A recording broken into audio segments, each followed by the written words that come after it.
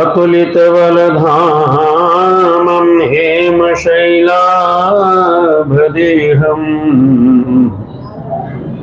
धनुजवन कृशानुं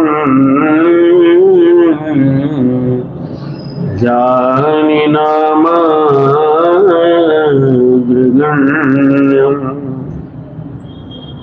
सकल गुण निधानं वानराणामधीशम्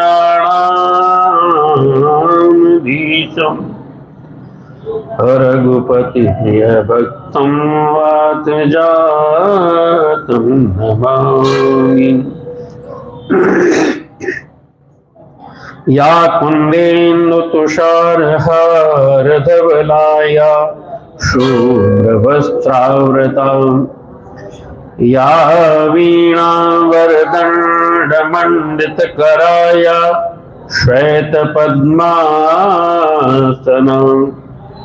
या ब्रह्माच्युत शंकर प्रभृतिभिर्देवै सदा वन्दिता सा मां पातु सरस्वती भगवती निःशेषजाड्यापः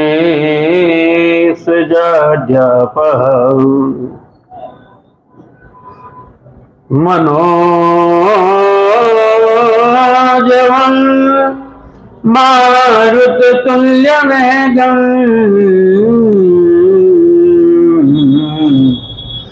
जितेन्द्रियं बुद्धिमतां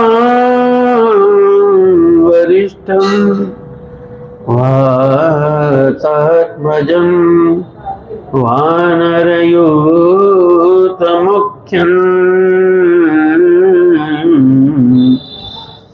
श्रीरामदूतं शरणं प्रपद्ये। नारायणं नमस्कृत्य नरं चैव नरोत्तमं देवीं सरस्वतीं व्यासं ततो जयमुदीरये।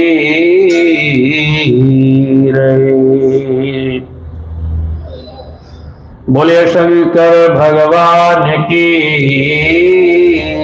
जय, हनुमान जी महाराज की जय। श्री राम जय राम, जय जय राम। श्री राम जय राम, जय जय राम। श्री राम जय राम, जय जय राम। श्री राम जय राम, जय जय राम। श्री राम जय राम, जय जय राम। श्री राम जय राम, जय जय राम। श्री राम जय राम, जय जय राम। श्री राम जय राम, जय जय राम। जय रघुनंदन जय घनश्याम, जय रघुनंदन जय घनश्याम। जय रघुनंदन जय घनश्याम। जय रघुनंदन जय घनश्याम। दशरथ राज दुलारे राम, दशरथ राज दुलारे राम। दशरथ राज दुलारे राम। दशरथ राज दुलारे राम। कौशल्या के प्यारे राम, कौशल्या के प्यारे राम। श्री राम जय राम, जय जय राम। श्री राम जय राम, जय जय राम। श्री राम जय राम, जय जय राम। श्री राम जय राम, जय जय राम। बोले रामचंद्र भगवान की जय, बाल कृष्ण भगवान की जय। प्रातःकालीन इस पवित्र सत्र में संकट मोचन धाम के इस पुनीत प्रांगण में भगवान भोलेनाथ की परम पुनीत सानिध्य और हनुमान जी महाराज के चरणों में बैठकर नित्य की भांति भगवान की दिव्य लीलाओं और भगवान के सुंदर कथाओं का श्रवण करने हेतु पधारे आप सभी श्रोता भाइयों और बहनों का हृदय से स्वागत और प्रणाम।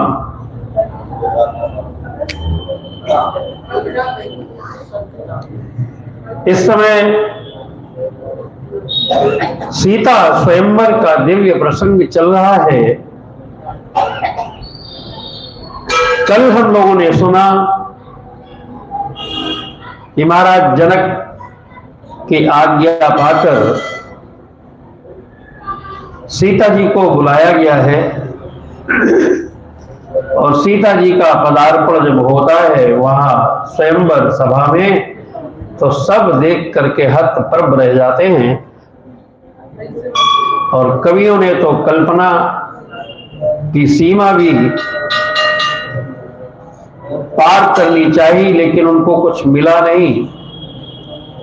वो कहते हैं कि अगर हम इस सौंदर्य का कहीं से कोई तुलना करके और कोई उदाहरण देना चाहे तो हमारे पास नहीं है, और उसका कारण मात्र इतना ही है निष्कर्ष रूप में कि वो जो सीता जी की शोभा है वो अलौकिक शोभा है। अलौकिक सौंदर्य को लौकिक माध्यमों से तौला नहीं जा सकता है। कहने से का अर्थ केवल इतना ही है कि जो लौकिक माध्यम है, पैमाने हैं, वो अलौकिकता के सामने टिक नहीं सकते। माता सीता का सौंदर्य अलौकिक है।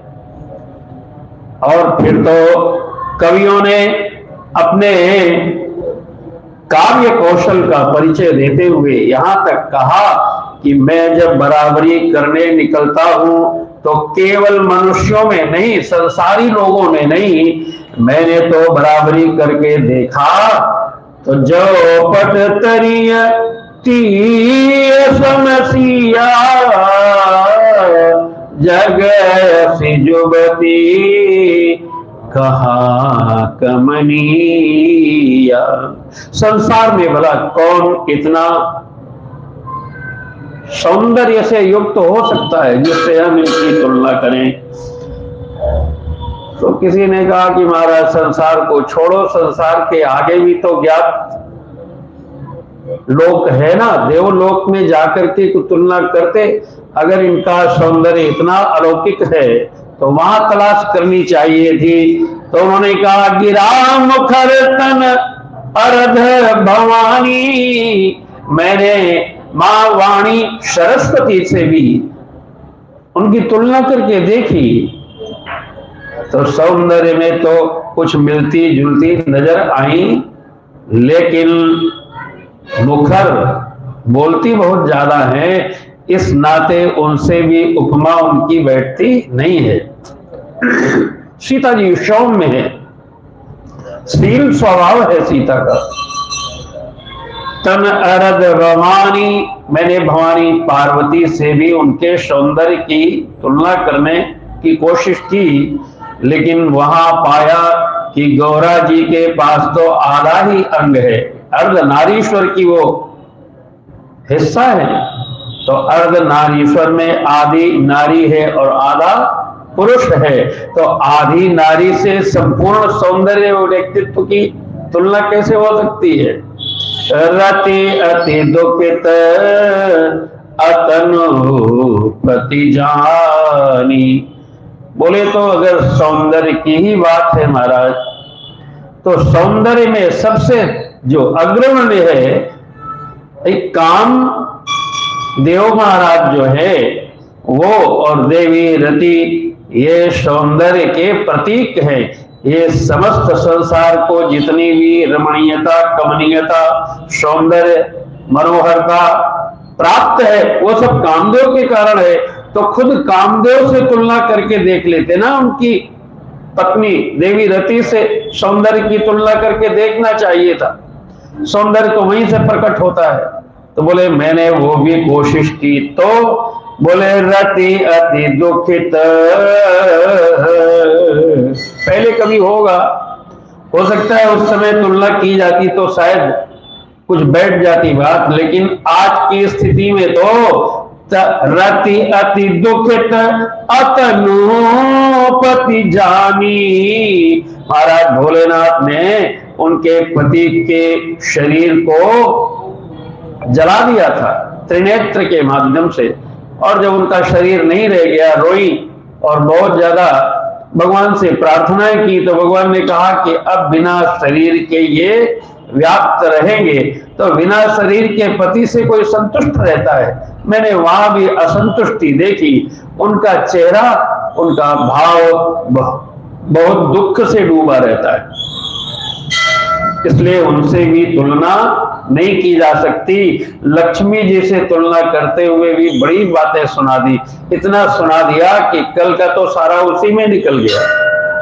यही विधि उपजे लक्ष्य जब सुंदरता सुख मूल, बोले कितनी भी सुंदरता लक्ष्मी जी में हो, लेकिन तदपि शकोच समेत कवि कहीं सीय समतुल, लेकिन सीता जी के साथ सीधे सीधे उनकी उपमा नहीं हो सकती है।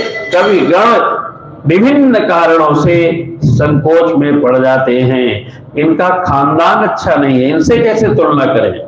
बोले खानदान में क्या कमी है?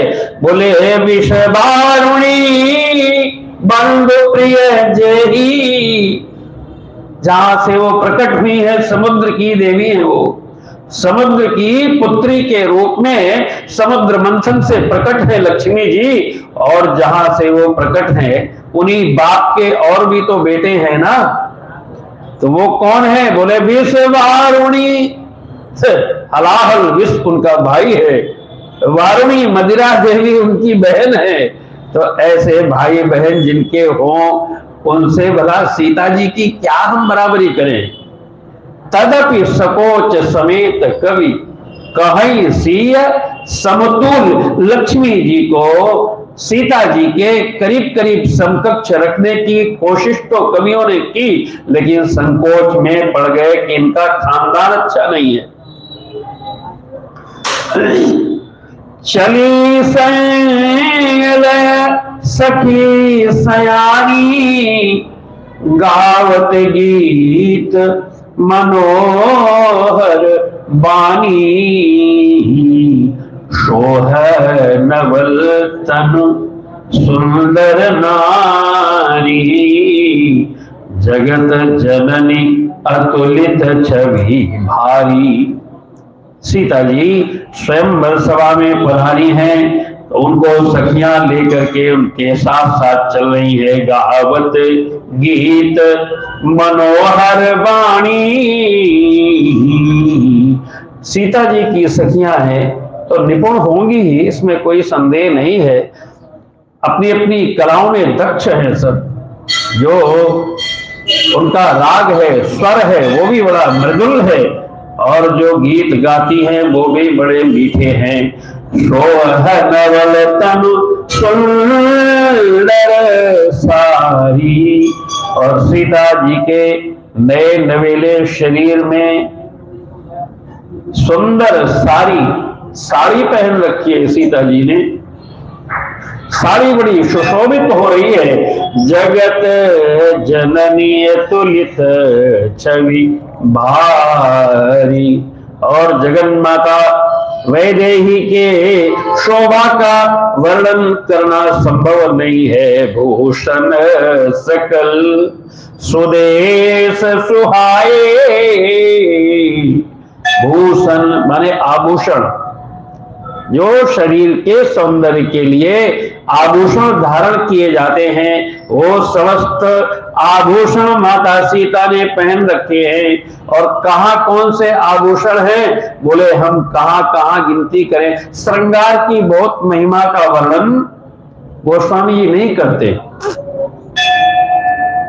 कहते भूषण सकल, जहां जहां जिन जिन अंगों में आभूषण कहते हैं पहने आए, माता सीता ने उन अंगों का वर्णन नहीं करते। कहते भूषण सकल सुदेश सुहाए, सुदेश माने देश कहते हैं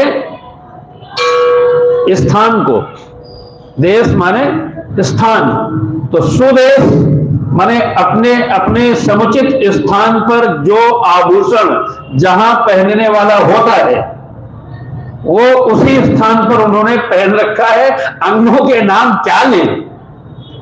भूषण सकल सुदेश सुहाए, जहां जो आभूषण शोभा प्राप्त करता है, वहां वहां उस आभूषण को धारण किया है।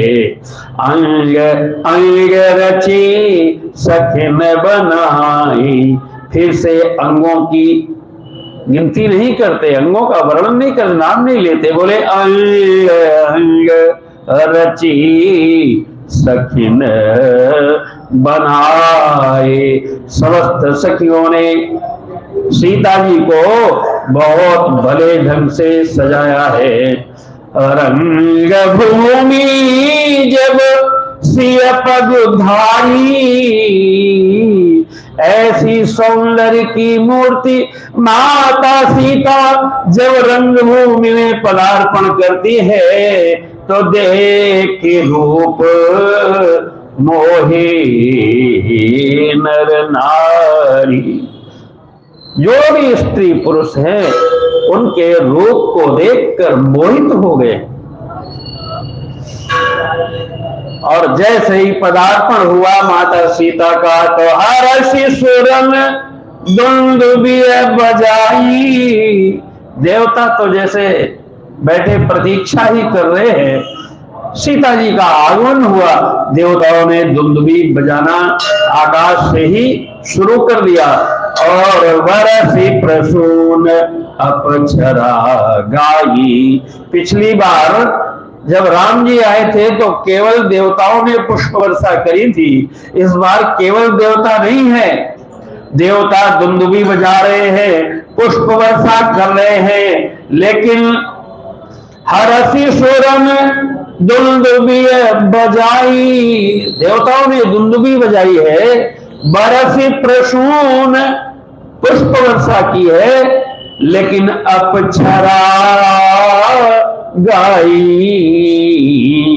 स्वर्ग की अप्सराएं भी इस बार वहां हैं और वो सुंदर गान करती है, नृत्य करती है। पानी सरोज। और सीता जी आई हैं तो क्या स्थिति है उनकी? पानी सरोज, उनके हस्त कमलों में, कर कमलों में शो है जय माला। उनके कर कमलों में जयमाल है। अवचट चितये सकल भुवाला। समस्त राजा जैसे ही सीता जी का पदार्पण यज्ञ भूमि, यज्ञशाला में, रंगशाला में होता है, वैसे ही सारे के सारे राजा अचानक एकदम से औचक, एकदम निगाह घूम गई उस तरफ को। अवचट चितये सकल भुवाला। वो तो सब देख रहे हैं, राजा लोग किधर देख रहे हैं? सीता जी की तरफ देख रहे हैं। लेकिन सीता जी किधर देख रही हैं? बोले सीय चकित चित रामई चाहा। वो उधर नहीं देख रही हैं, देखते रहो तुम लोग। सीय चकित चित, सीता जी चकित है, राम कहां बैठे? वो जो पुष्प वाटिका में मिले थे वो हैं कि नहीं कहीं यहाँ पे? तलाश करती है उनकी दृष्टि, वो कहां बैठे? सीय चकित चित राम ही चाहा। वो चाहती है कि वो वाले दिख जाए कहीं जो वहां मिले थे। मोह बस सर सब नर ना। और जो राजा उपस्थित थे वो तो सब मोह के अधीन हो गए। एक बार इसको चालू करके देख ले कि आवाज आ रही थी। आवाज में एक नया, नहीं आज देखें। पानी सरोज सोह जयमाला। सीता जी के हाथ में जयमाला है। अवचट चितये सकल भुवाला। समस्त राजाओं ने चकित होकर के देखा, लेकिन सीता जी को अपनी तरफ देखते नहीं पाया। वो कहां देख रही है? बोले सीय चकित चित रामई चाहा। वो तो चकित होकर के केवल राम जी की तलाश में है। उनकी आंखें राम जी को ढूंढ रही हैं कि ये कहां बैठे हैं।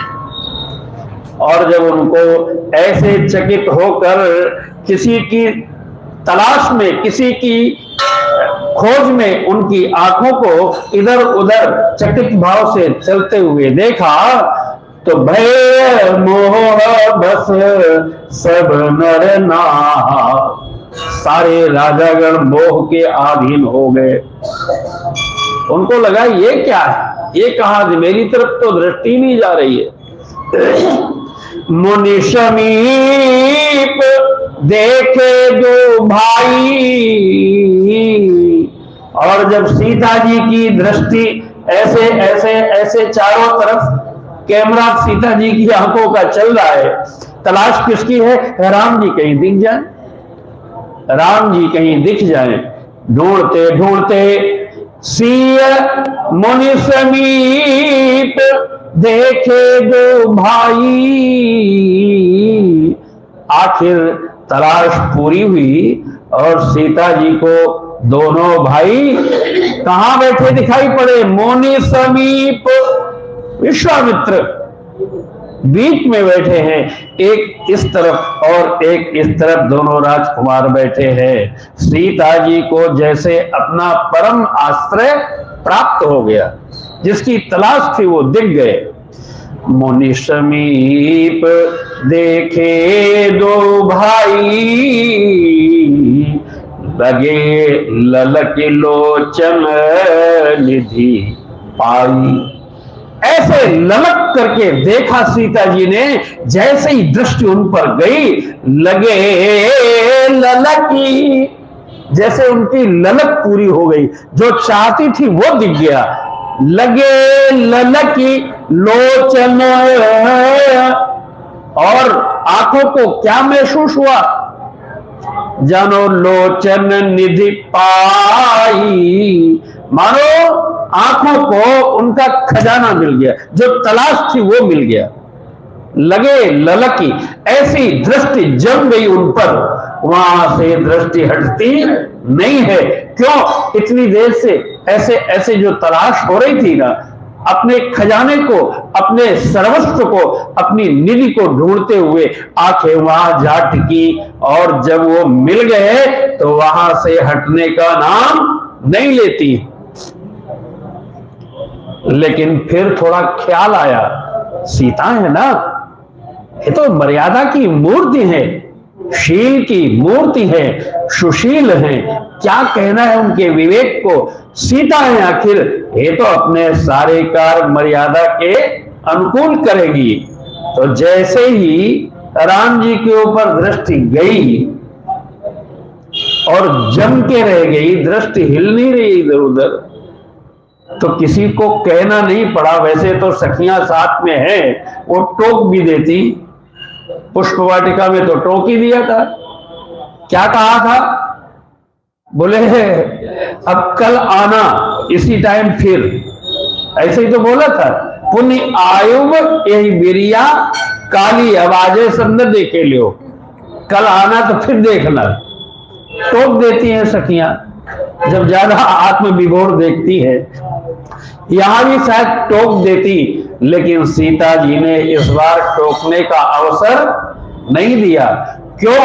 वहां तो पुष्प वाटिका थी, अकेले थी, कोई बात नहीं, वहां तो कोई आसपास था नहीं। यहाँ समस्त समाज है, पूरी यज्ञशाला है, यहाँ तो कितने राजागण बैठे हैं, यहाँ पिताजी बैठे हैं, माताजी बैठी है। तो अब ऐसी नौबत ना आने पावे कि फिर सखियों को टोकना पड़े।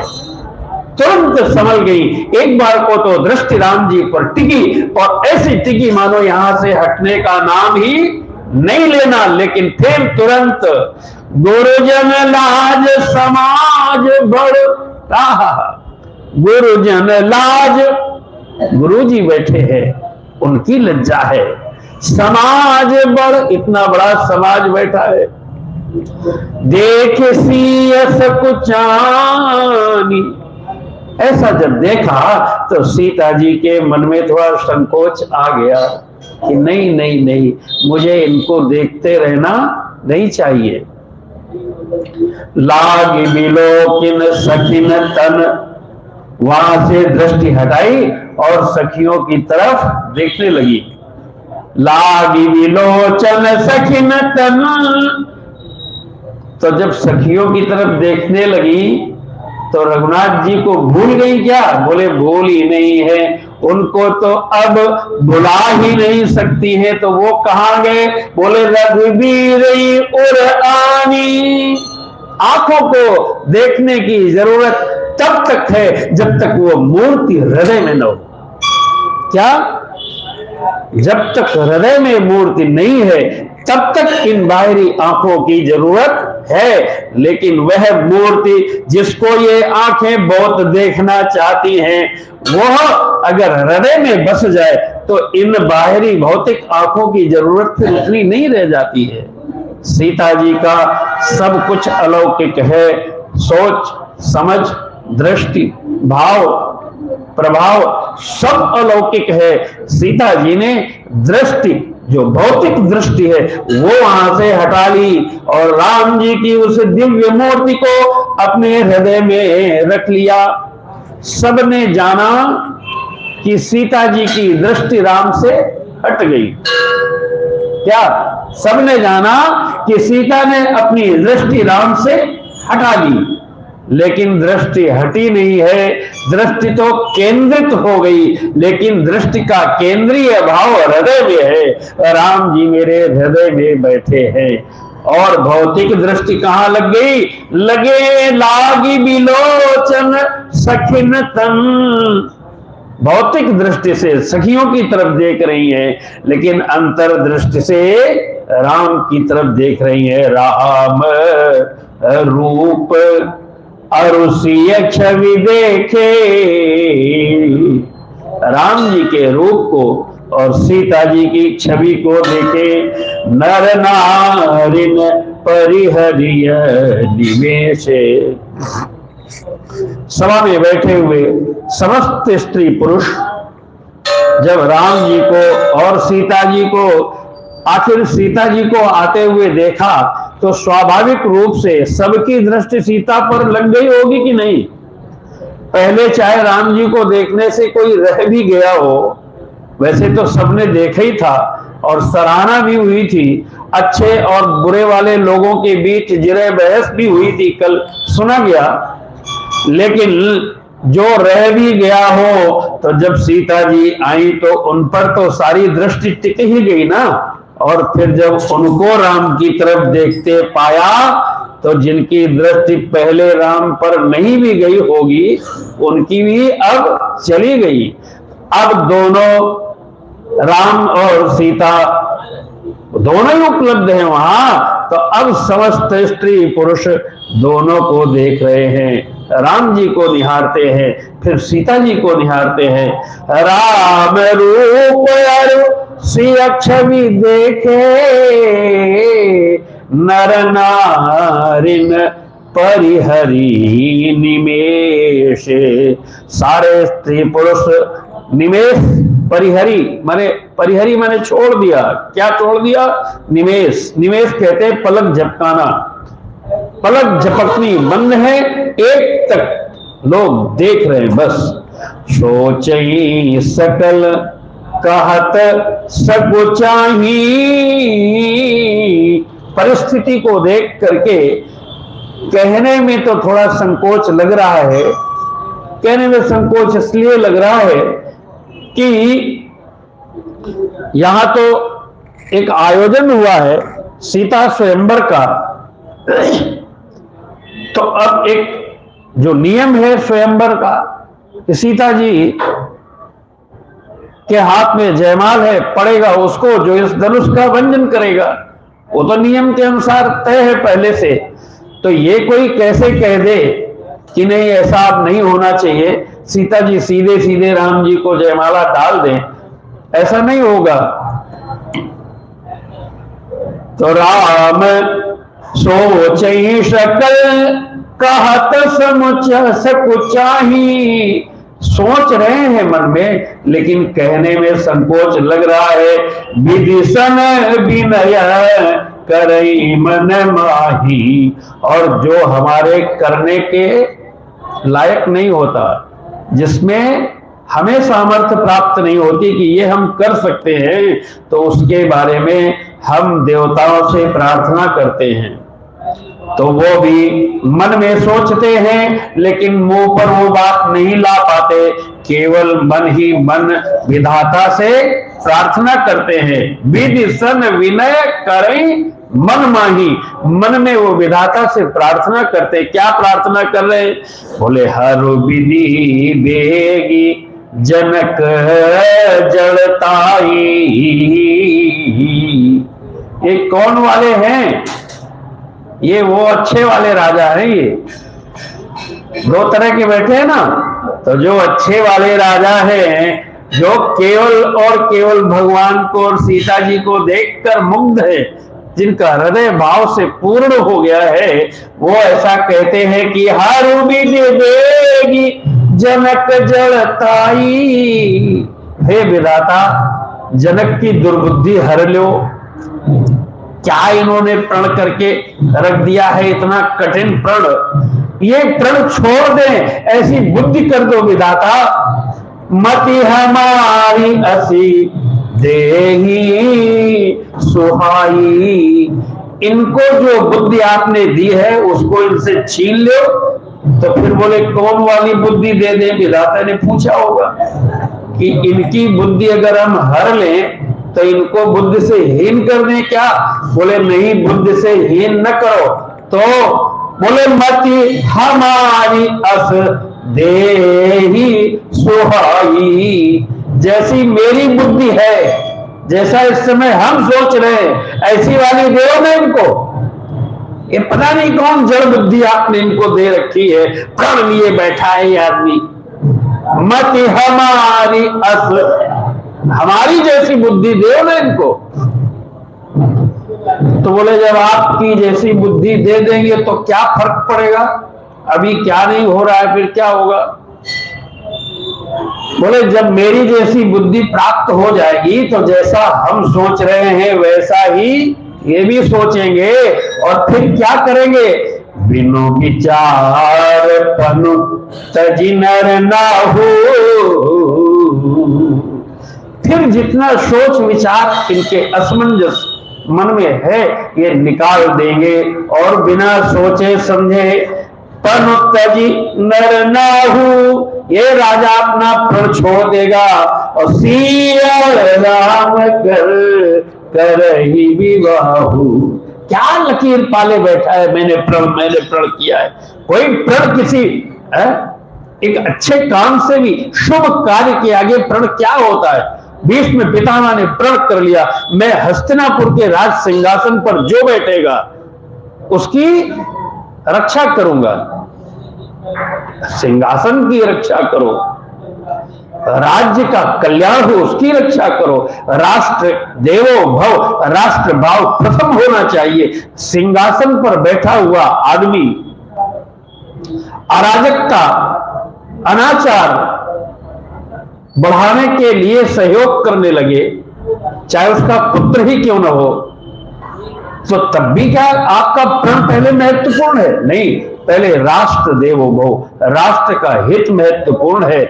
जब कोई बड़ा उद्देश्य सामने, शुभ संकल्प सामने हो, तो छोटे छोटे प्रणों को छोड़ देना चाहिए। प्रण जड़ता का प्रतीक है। क्या प्रण लेना? प्रण सबसे बड़ा वो है जो शुभ संकल्प की तरफ ले जाए। हमारे जीवन का पहला प्रण ये होना, किसी ने प्रण किया, गुरुओं से सुना कि सत्य से बड़ा धर्म नहीं होता है। सत्यम परमो धर्म, सत्य परम धर्म है। तो उसने संकल्प ले लिया कि भाई मैं भी सत्य बोलूंगा, आपसे अब से मैं सत्य ही बोलूंगा। ये प्रण ले लिया। तो प्रण तो अच्छा है कि खराब वाला है? ये प्रण अच्छा है, सत्य बोलने का संकल्प लिया तो अच्छा प्रण लिया। एक दिन, और वो थोड़ा सा भक्ति भाव वाला, पूजा पाठ वाला अच्छा व्यक्ति था, नहीं तो अच्छा व्यक्ति न होता तो ऐसा प्रण ही कैसे लेता। तो एक दिन बैठे भगवत भजन में मस्त था, गांव से बाहर जंगल में साधना अच्छी हो जाती है, तो अपनी साधना में निरत था, भगवान को ध्यान कर रहा था। इतने में ही एक व्यक्ति भागता हुआ इस तरफ से आया, और उसको जब देखा तो उसके माथे में पसीना है, परेशानी के भाव उसके चेहरे पर दिखाई दे रहे हैं। लगता है ये बहुत भयभीत है, डरा हुआ है, आकुल है, व्याकुल है, परेशान है। उसको भागते हुए आके देखा, और प्राण बचाने की सी स्थिति में वह आदमी वहीं किसी झुरमुट में छिप गया। दौड़ता हुआ आया और झुरमुट में छिप गया। 1-2 मिनट बाद पीछे से भागते हुए 4 लोग लठ, कांटा, बल्लम, बड़े बड़े भयानक हथियार हाथ में लिए हुए और आए और दौड़ के आके खड़े हुए। ए बाबा, इधर आते हुए देखा किसी आदमी को जो यहां कहीं छुप गया हो, क्योंकि भागता हुआ आ रहा था आगे आगे, दिख नहीं रहा है कहां गया, आपने देखा क्या? अब ये तो सत्य संकल्प लिए बैठा है। क्या? जो आदमी देखने वाला है, जिससे वो पूछ रहे हैं, उसने उसको भी देखा था, इनको भी देख करके इनसे बात कर रहा है। वो पूछ रहे हैं कि आपने किसी भागकर आए हुए आदमी को देखा है क्या? स्थिति को देखकर यह आंकलन तो हो ही गया कि ये उस आदमी को राज तिलक करने वाले हैं या जय श्री राम करने वाले हैं, ये तो अंदाजा हो गया ना। अब अपने सत्य के संकल्प को जो प्रण ले रखा है कि सत्यम बदामी चरवान अखिलांतरात्मा भक्ति पुंगव निरभ्राम में, तो अब भक्ति प्रदान करने वाले परमात्मा के सामने जो प्रण ले रखा है कि सत्य ही बोलूंगा, तो सत्य बोलेगा तो धर्म का पालन होगा या असत्य बोले तो धर्म का पालन होगा? है?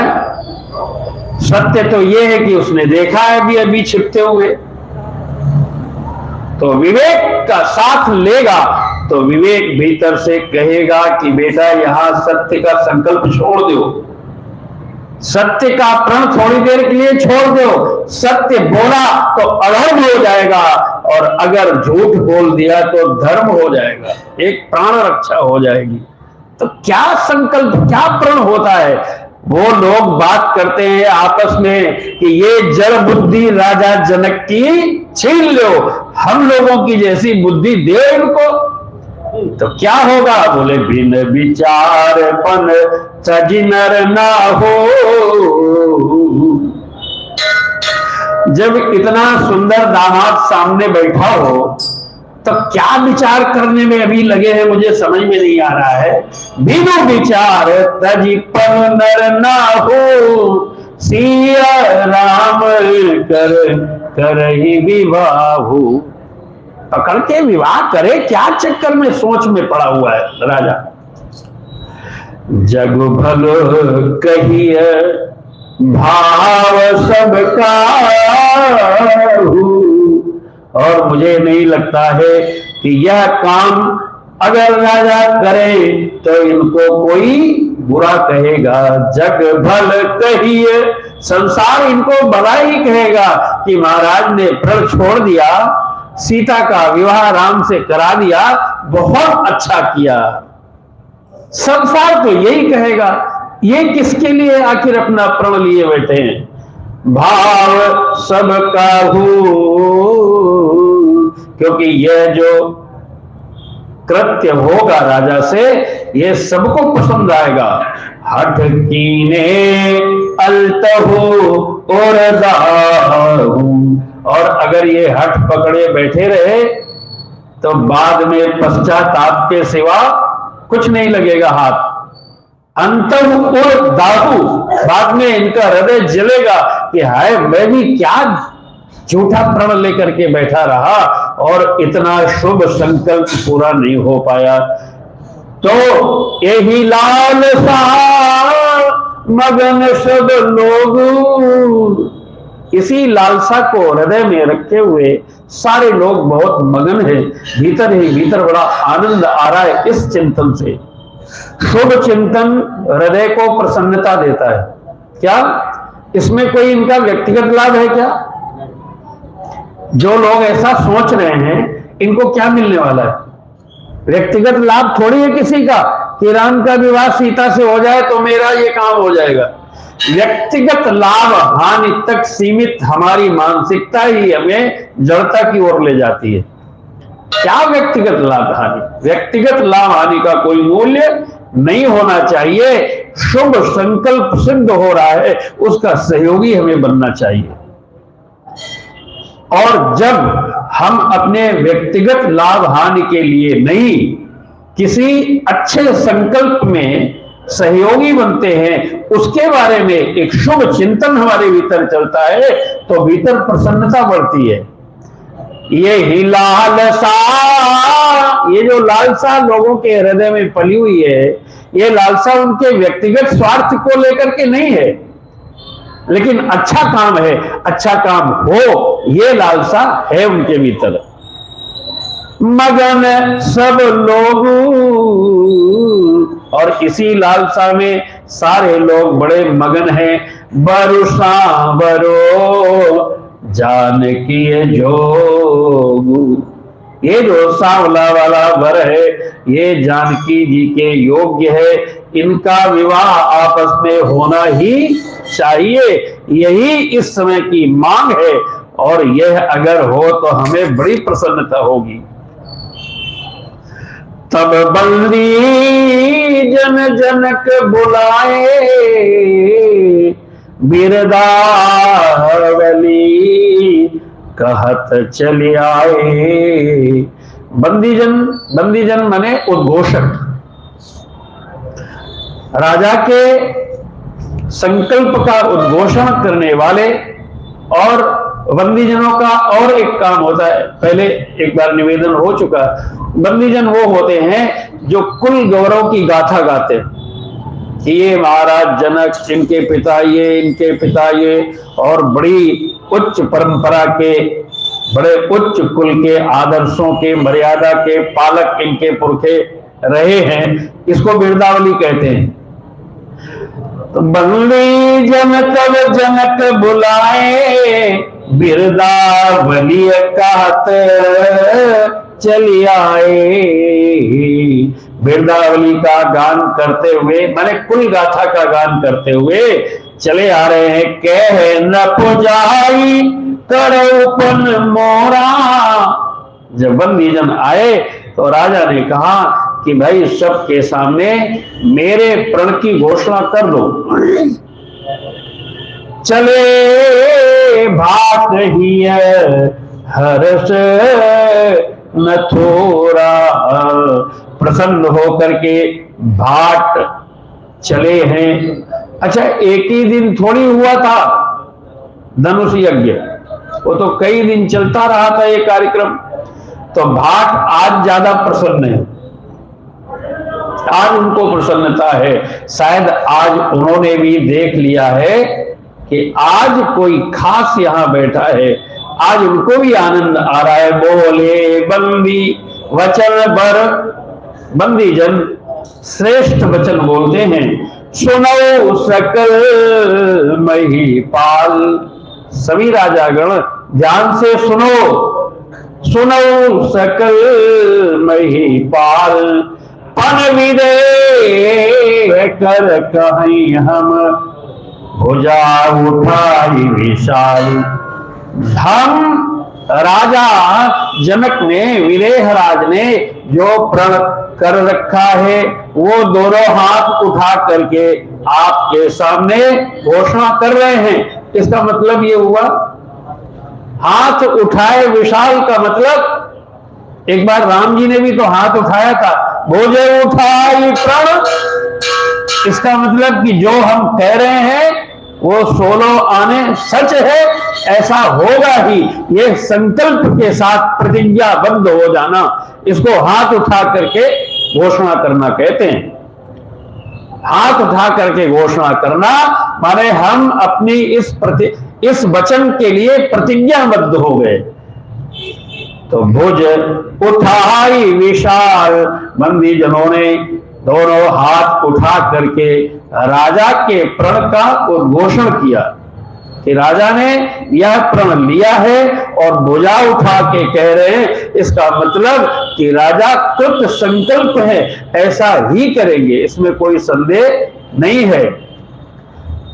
तो लोगों को लगा होगा कि ऐसा तो नहीं है कि राजा ने संकल्प तो लिया है, लेकिन पता लगा कि जिस व्यक्ति ने धनुष तोड़ दिया उसका और सीता जी का कोई जोड़ न बैठता हो, देखने में कोई आपस में जोड़ बनता ही न हो, तो शायद ये मना कर दे। तो बोले नहीं, मना नहीं करेंगे। धनुष कोई भी तोड़ दे, चाहे जो भी हो, उसके साथ ये विवाह होगा। नभ भुज बल विद शिव धन राहु, गर्व कठोर विदित सब कहू।